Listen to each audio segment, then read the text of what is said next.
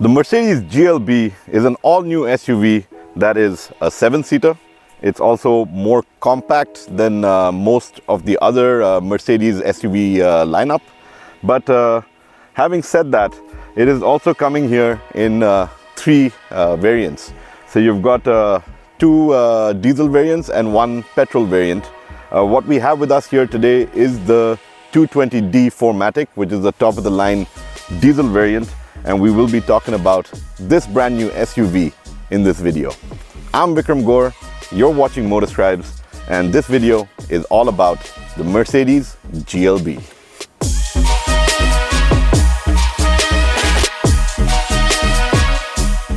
So when Mercedes-Benz India briefed us about the all-new GLB, one of the first things that they told us was that this is the baby GLS. Now, if any of you have seen the GLS or have driven the GLS, you know that it is the S-Class of SUVs from the Mercedes range.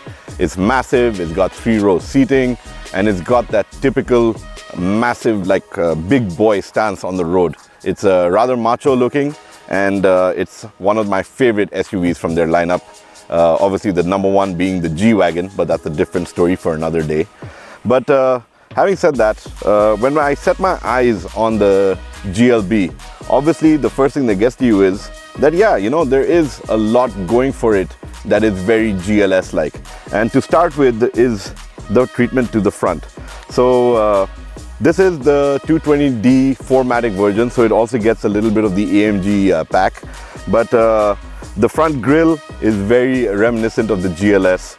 I love the large logo. I love this chrome bar that runs across the grille as well. And you again get that sculpted sort of squared off look that we've also seen on the larger GLS, and now it's been sort of tuned down to suit the GLB's size and proportions. Again, very sporty looking. Love the treatment to the front with this lower chrome strip on the bumper, the carved niches, the lights, the sculpted bonnet. You know, these are all elements that give it solid road presence when you view it from up front, and that just gives it a nice striking sort of pose as well.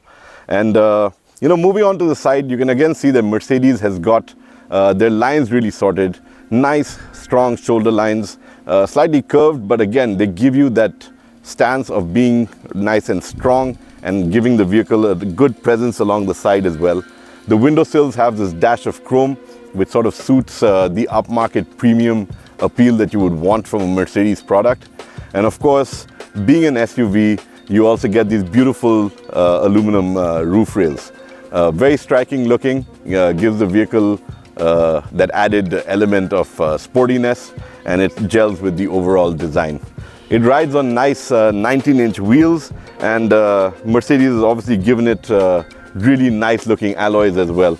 So that adds to the side look of the vehicle, which is again very stunning, and it's a very proportional looking vehicle. You know, the nice big flat bonnet, then you got the massive sort of cabin space, and then, you know, it squares off at the back.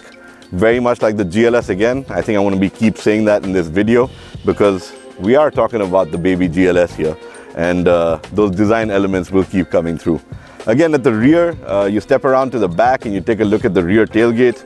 It is again reminiscent of the GLS, and so are the horizontal place lights, which are again very much inspired by the much larger GLS. So everything scaled down but kept proportional to this sort of spec.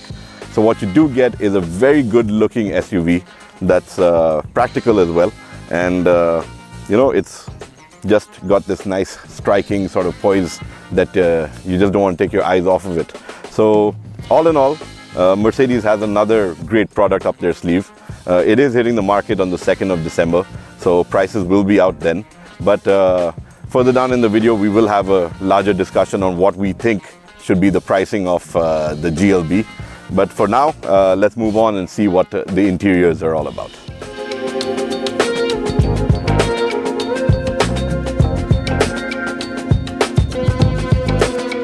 Mercedes calls this the baby GLS for another reason, and that's the 3-row seating that the GLB offers.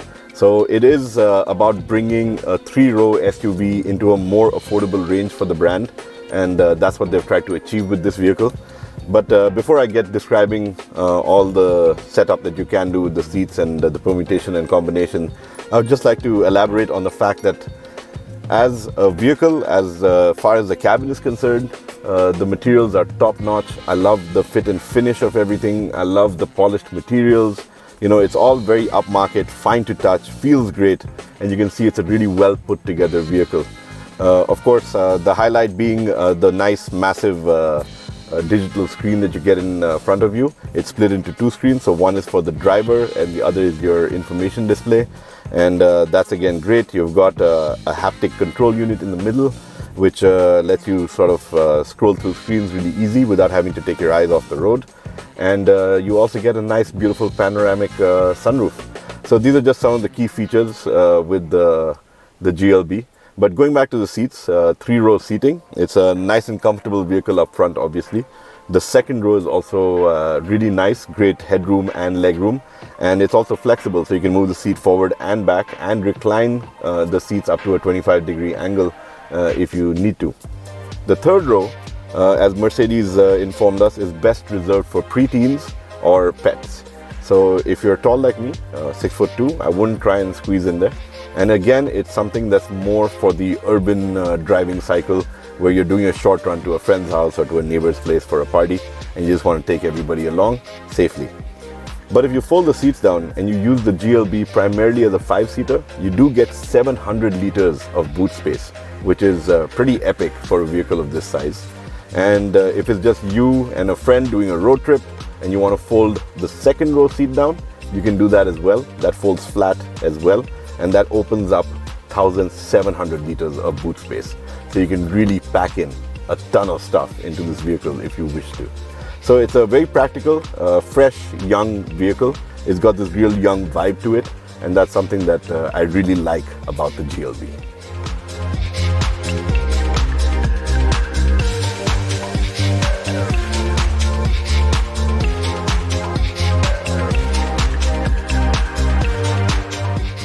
So when it comes to engine options on the GLB, it is offered with the 1950cc diesel engine that delivers about 190 PS of power and 400 Newton meters of torque.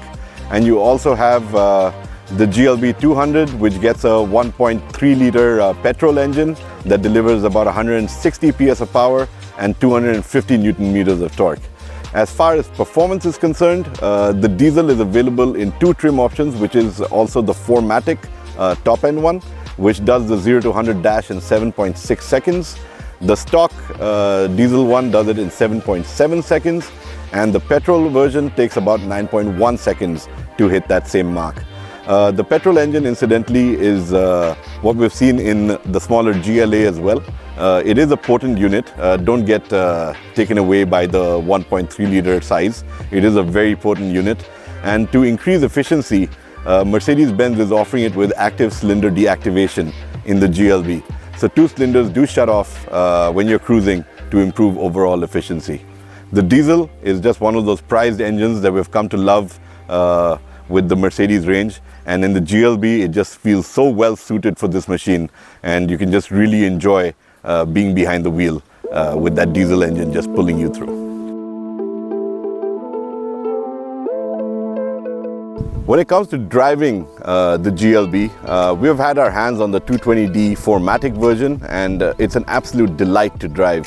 The engine is extremely refined.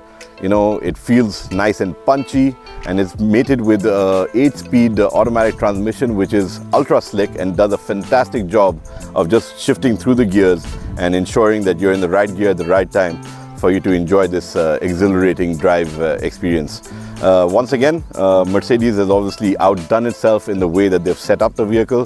The suspension feels great, soaks up road undulations, and ensures that the passengers on board travel in utter comfort.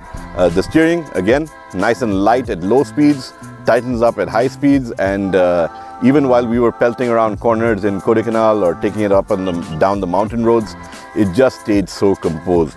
So it's a vehicle that delights. Being a diesel, it's rather efficient as well.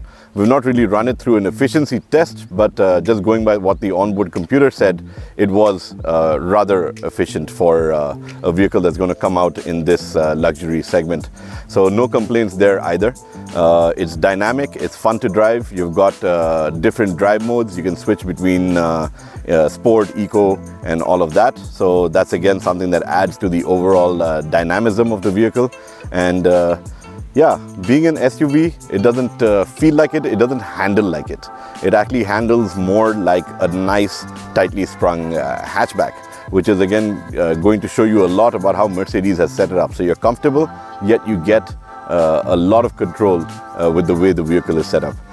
Being the 4MATIC, obviously you get all-wheel drive, so that obviously adds to the entire dynamic ability of the vehicle and you know, to the traction and the way it sort of takes corners.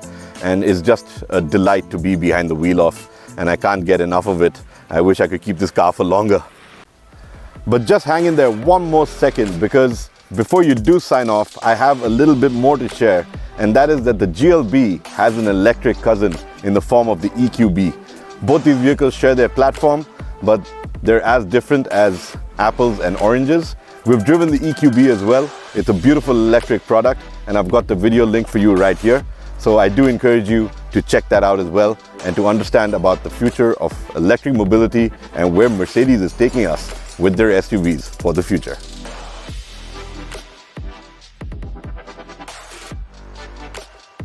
So that's our review on the GLB, and we've spent a lot of time with the 220 4MATIC version, and it has been a vehicle that delights. I love the way it looks, I love the proportions, I love the practicality of this vehicle. It is just one of those vehicles that you wish Mercedes had in their portfolio from the beginning. But we do expect it to do brilliant numbers, and Mercedes bringing it in a more affordable part of their lineup, see it actually finding a lot of takers. We don't have the price out on it just yet, and but our expectation price is a very good question, because what we do feel is that for a vehicle like this to really do the numbers, it should be between that 65 to 75 lakh sort of price tag. And that is somewhere that it should be easily positioned in. It's something that Mercedes can do, and it is something that we hope they will do on the 2nd of December when they finally do announce the pricing. But having said that, we've had a wonderful day with the vehicle. It's one of those vehicles that puts a smile on your face, and it's a vehicle that doesn't disappoint.